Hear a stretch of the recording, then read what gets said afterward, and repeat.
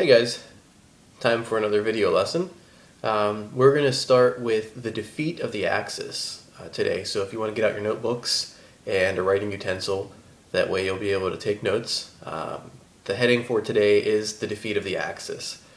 And we're going to start talking about initially what led to the downfall of Germany.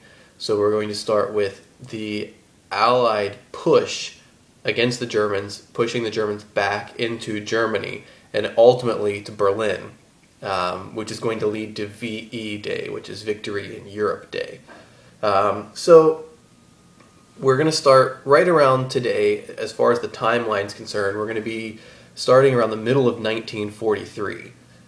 So by the middle of 1943, the Axis advance had stopped, and the Allied advance against the Axis is going to start. So by mid-1943, the Allies have basically stopped any advancements that the Axis had made, particularly the German Axis in Europe. So the first thing that we need to talk about is the liberation of France. This is a major turning point in the war. Now I realize that D-Day doesn't start until 1944, but the stemming of the tide of the Axis is what allowed the D-Day operation to happen. America, as you'd seen in the past lessons, kept going with the British plan. The British plan to liberate Africa, then the British plan to take over Italy. And now that we've gotten done with that, we're freed up to start the invasion of France. So by early 1944, American and British bombers, so Allied bombers, start bombing places in Germany. They're basically round the clock bombing strategic areas in Germany. And they're targeting a lot of industry. Industry is very important to the war for either side. So for the Germans, it's important to them because obviously they need to make their tanks, their bombs, their guns. They need to make uniforms. They need to have even common things like shovels, hammers, rivets, steel girders for buildings. They need to have tents, tent poles, tent stakes, cots for the soldiers to sleep on, military vehicles like motorcycles, their equivalent of what the Jeep would be. So industry is very important to the war effort. And what the Allies are doing with these bombings in early 1944 is they're trying to strategically knock out Germany's industry so that they really don't have any supplies to give their soldiers when we start the land invasion in France.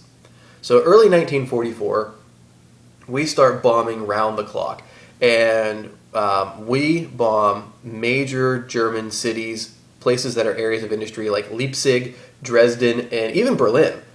We bombed Berlin very often, and the Germans, it was pretty much, the Germans had tried this on Britain. They tried to break the British people by bombing them continually, and it didn't really work. However, when the roles are reversed and the Allies are continually bombing Germany, a lot of the German citizens they felt continually harassed, and it dropped morale among the German populace. Now, German soldiers don't quite feel this way, but it still at least has some damage is done psychologically as well as to the infrastructure.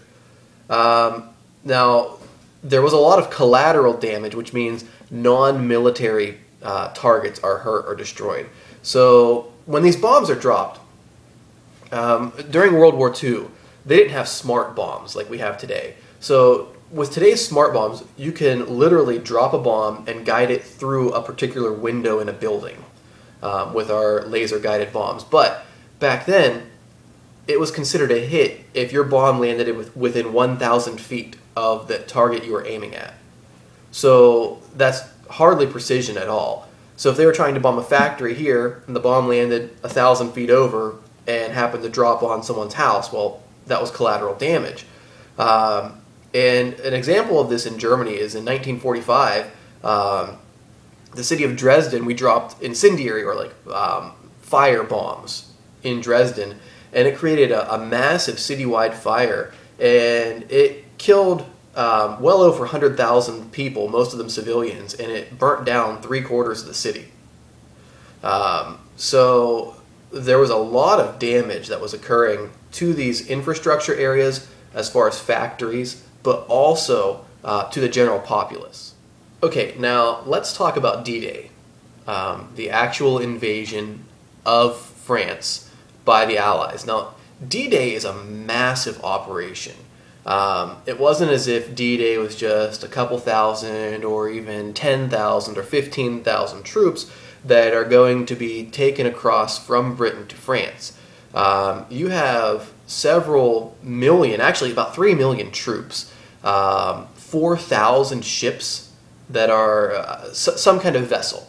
That includes the vessels that are transporting the soldiers across the English Channel to France, but about 4,000 vessels that are used, as well as lots of different artillery. So, and there are bombers, planes, fighters as well that do strafing runs. But anyway, this is a massive, large-scale operation, and you need to know this date, June 6th, 1944. That is when D-Day kicks off. That is when the invasion starts. Now, before the invasion happened, we were, as the Allies, sending artillery over, as our soldiers are coming in, we're sending artillery over their heads onto the beach. We had actually sent glider planes with bombs in the night before to try to take out machine gun nests and things like that on the beaches. And we had dropped paratroopers in behind enemy lines to try to take out key installations and take key roads. So it was a very well orchestrated invasion, but it was a very difficult invasion as well. Even though we have a large number of soldiers, we have a large number of vessels, German resistance was very strong. However, we kind of tricked them because they thought we were going to come by, we were just going to go on the shortest possible distance, so the narrowest part of the English Channel. The Germans were stationed there in large numbers waiting for the American invasion. But we did what is typically very good strategy, which is we went where they weren't expecting us. It would have been very bad policy, and a lot of soldiers would have died had we gone where the Germans were expecting us. So we went where the channel was wider, and we stormed the beaches of Normandy instead of going where the English Channel was the narrowest. So by doing that, we saved a lot of Allied soldiers' lives, and it also made the invasion a lot more successful. Now, it was still a very hard-fought invasion, and it wasn't like we landed on the beach and poof, that was it. It was a very, very long, costly battle. Tens of thousands of soldiers died or were wounded on the Allied side just at the beginnings of the invasion of the beaches of Normandy on D-Day. However, within about a week, German forces were completely pushed back from the beaches of Normandy. So within about a week, the German forces that had been dug in there, they were somewhat ready for us, not as ready as they were at the narrowest part of the English Channel. They were completely pushed back. And so we have them on the defensive now, at least in the area of Normandy.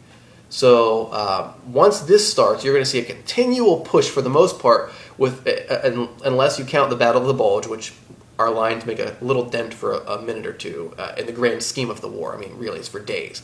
But if you look at the grand scheme of the war, it's a very short period of time that we actually retreat. Once we start the invasion of Normandy, we're making a continual and gradual push toward Berlin. So now we're going to talk about the Battle of the Bulge.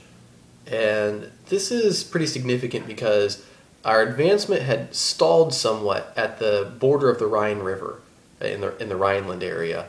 And Germany begins a counteroffensive. And they essentially push in on the American lines at the middle. So we have our lines spread out, and the German forces push in the middle, and it causes a bulge in the American line so that they actually push 50 miles back against our troops. So in the middle of our Allied lines across the Rhineland area, Germany makes a 50-mile dent or bulge in those lines there. Now, the Allied forces eventually repel that.